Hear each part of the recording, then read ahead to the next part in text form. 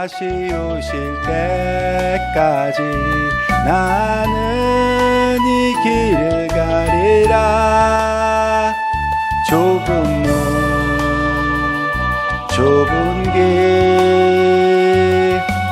나의 십자가 지고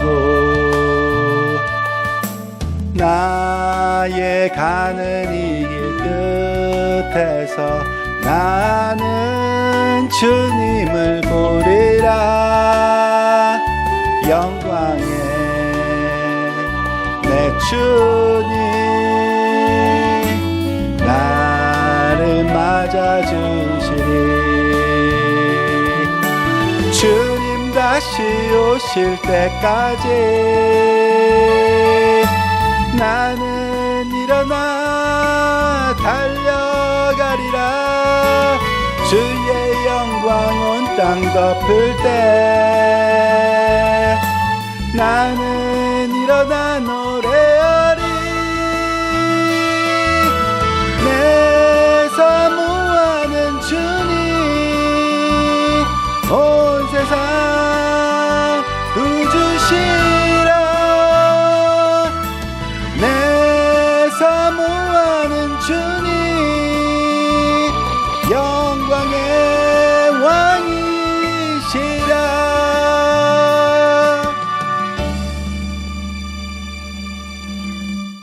오늘의 말씀은 로마서 6장 14절에서 15절입니다. 같이 읽겠습니다. 죄가 너희를 주장하지 못하리니 이는 너희가 법 아래에 있지 아니하고 은혜 아래에 있음이라. 그런즉 어찌하리요? 우리가 법 아래에 있지 아니하고 은혜 아래에 있으니 죄를 지으리요? 그럴 수 없느니라. 아멘.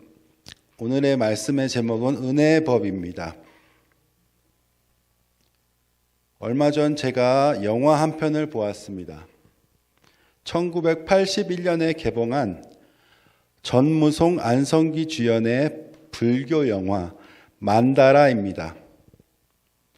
이 영화에서 전무송이 연기한 지산 스님은 불교의 계율을 어기고 성행위를 한다거나 술을 마시는 등 승려가 해서는 안 되는 행동을 합니다. 그러면서 그는 오히려 전통적이고 형식적인 계율에 얽매이지 않고 인간의 근본적인 욕구인 성욕을 인정하고 직시함으로 진정한 깨달음을 얻고 자유를 얻으려 했습니다. 그러나 그는 진정한 깨달음과 자유보다는 혼자 있을 때 괴로워했습니다. 그리고 결국 젊은 나이에 죽게 되었습니다. 저는 결국 예수님의 구원이 아니면은 이 세상 모든 것이 소용이 없음을 깨달을 수가 있었습니다. 그리고 그 구원은 행위에 있지 않고 예수 그리스도를 믿는 믿음에 있다는 것을 알 수 있었습니다. 그러나 그 영화를 보면서 인간은 종교를 통해서 구원을 얻고 싶어하고 거룩한 것을 사모한다는 것도 알 수가 있었습니다. 그러나 구원은 다른 이름으로는 얻을 수 없고 오직 창조주 하나님의 아들 예수 그리스도를 통해서만 얻을 수 있다는 사실을 그들은 알 수 없다는 것이 안타까웠습니다. 우리 한국 사람들의 피해는 유교, 불교, 무속신앙 등 기독교가 아닌 종교성이 가득합니다. 그렇기 때문에 저도 그 영화가 그리 어색하게 느껴지지가 않았던 것이었습니다. 제가 국민학교 1학년 때 담임선생님이 일기검사를 하였습니다. 저는 교회를 열심히 다녔던 어린 시절이라서 일기에 불상을 보며 절하는 불교 신자들을 보고 아무 생명도 없는 돌에 불과한 불상에 절하는 게 불쌍하다라고 적었습니다. 그러자 담임선생님은 아마 독실한 불교 신자였던 것 같습니다. 일기에 빨간 글씨로 그렇게 비난하는 네가 더 불쌍하다라고 적었습니다. 그리고 이틀 뒤에 미술 시간에 불상을 그리라고 학생들에게 요구를 하였습니다. 그래서 저는 불상을 제일 잘 그려가지고 선생님께 칭찬을 받았습니다. 부처가 아무리 신이라고 하여도 시편 95편 3절에 여호와는 크신 하나님이시요 모든 신들보다 크신 왕이시기 때문이로다 라고 나왔듯이 하나님은 신 중의 신입니다. 은혜의 법과 관련한 성경 구절을 보겠습니다. 로마서 6장 14절에서 15절을 다시 보겠습니다.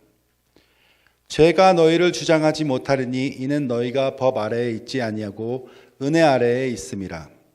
그런즉 어찌하리요? 우리가 법 아래에 있지 아니하고 은혜 아래에 있으니 죄를 지으리요? 그럴 수 없느니라.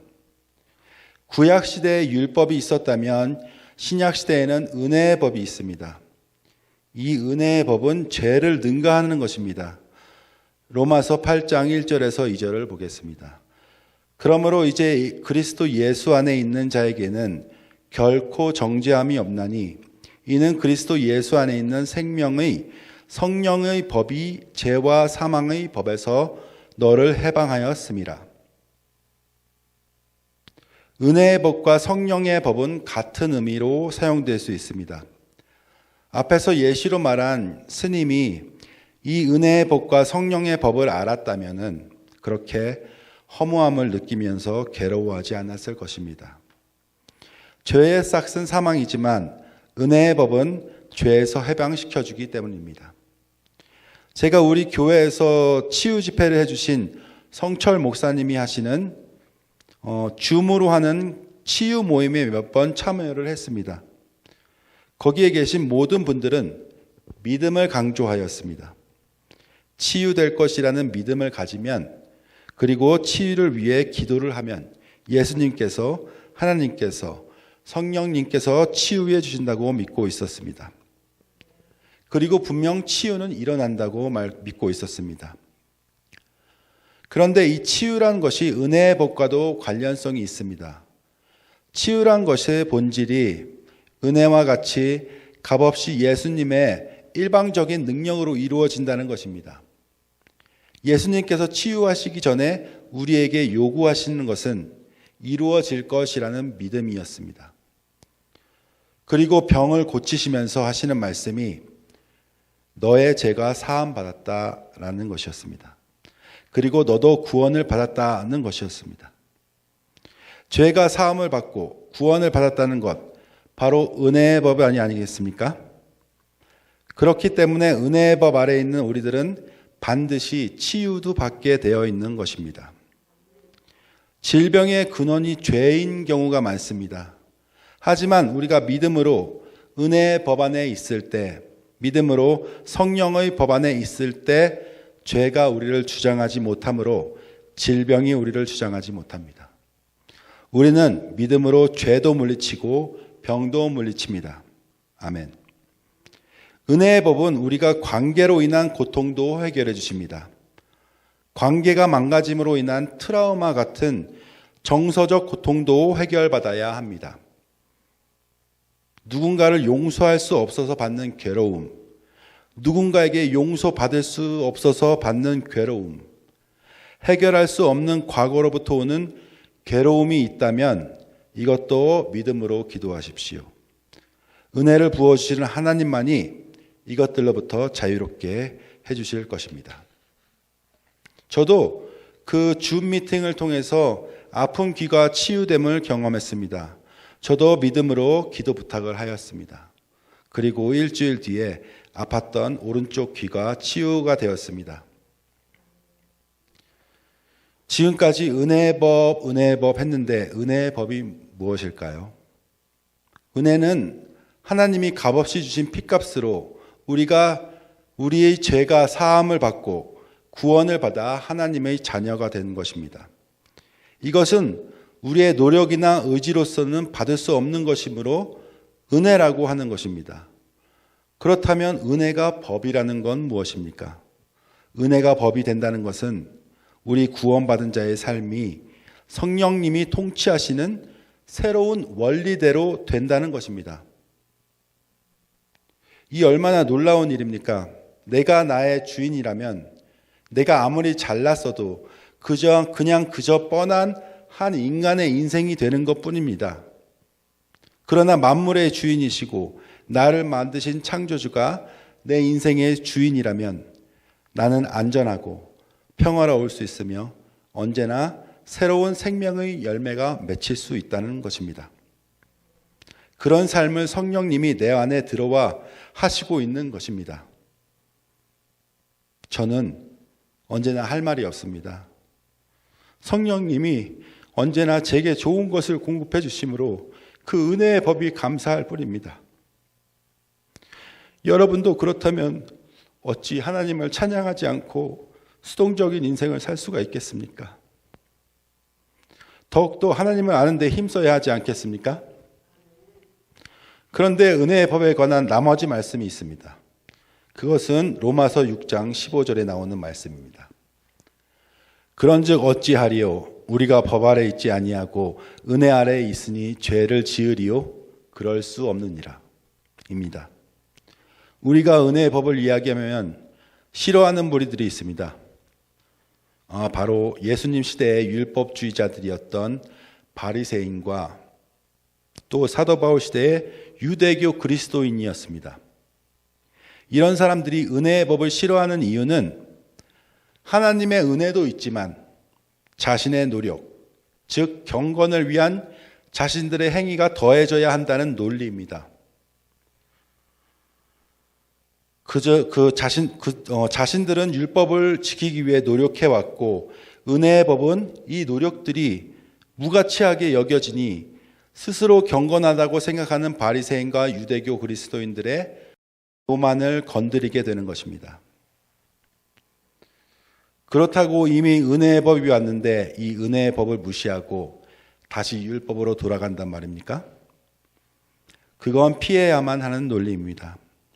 그런데 율법으로 다시 돌아가서도 안 되지만 은혜의 법을 마치 죄를 짓는 수단으로 여기는 사람들도 있습니다.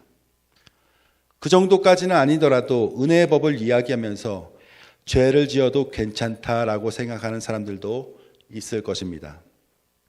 그러나 사도 바울은 여기에 대해 은혜 아래에 있으니 죄를 지으리요 그럴 수 없느니라 라고 강력하게 말합니다. 육을 지닌 우리는 영적인 생각보다 육적인 생각을 할 때가 많습니다. 그러다 보면 어느새 또 죄를 짓는 우리 모습을 발견하죠. 그래서 우리는 항상 하나님 말씀을 가까이 하고 항상 찬양을 하며 예배를 드리는 습관을 들여야 합니다. 그것이 죄를 이길 수 있는 무기가 될 것입니다. 마지막으로 베드로전서 4장 7절에서 8절 말씀을 소개하고 말씀을 마치겠습니다. 만물의 마지막이 가까이 왔으니 너희는 정신을 차리고 근신하여 기도하라. 무엇보다도 뜨겁게 사랑할지니 사랑은 허다한 죄를 덮느니라. 만물의 마지막이 가까웠습니다.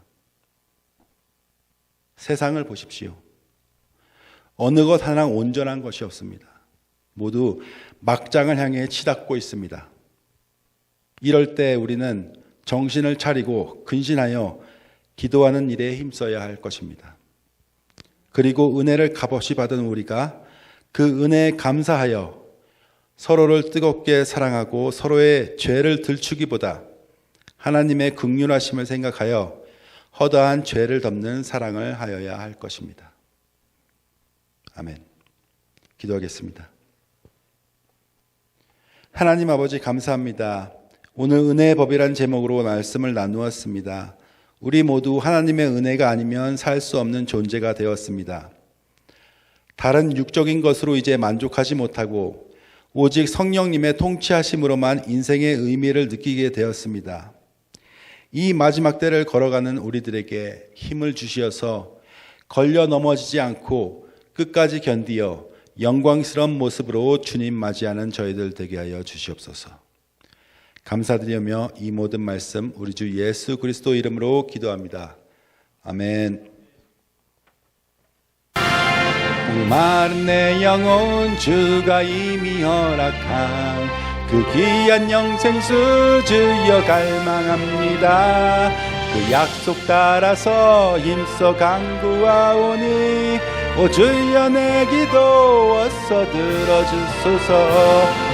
예수의 사랑 예수의 사랑 바다 물결같이 내게 임하니 영광의 물결에 온전히 쌓여서 내 영혼의 기쁨 한량 없도다. 주 내게 약속한 금비 내려주시려 은혜의 저 구름 건너편에 떠올라 그 귀한 징조가 내게 밝히 보이니 나 힘을 다하여 주께 간구합니다. 예수의 사랑 예수의 사랑 바다 물결같이 내게 임하니 영광의 물결에 온전히 쌓여서 내 영혼의 기쁨 한량 없도다. 은혜의 소낙비 지금 흡족히 내려 구원의 큰 강물을 흘러 차고 넘쳐서 내 추한 모든 죄 모두 씻어버리니 나 지금 은혜를 충만하게 받았네. 예수의 사랑 예수의 사랑 바다 물결같이 내게 임하니 영광의 물결에 온전히 쌓여서 내 영혼의 기쁨 한량 없도다. 그 차고 넘치는 주의 은혜의 물결 힘차게 밀려와 내게 만족합니다. 오 할렐루야로 주를 찬송하오니 내 마음의 기쁨이 항상 충만함이라. 예수의 사랑 예수의 사랑 바다 물결같이 내게 임하니 영광의 물결에 온전히 쌓여서 내 영혼의 기쁨 한량 없도다.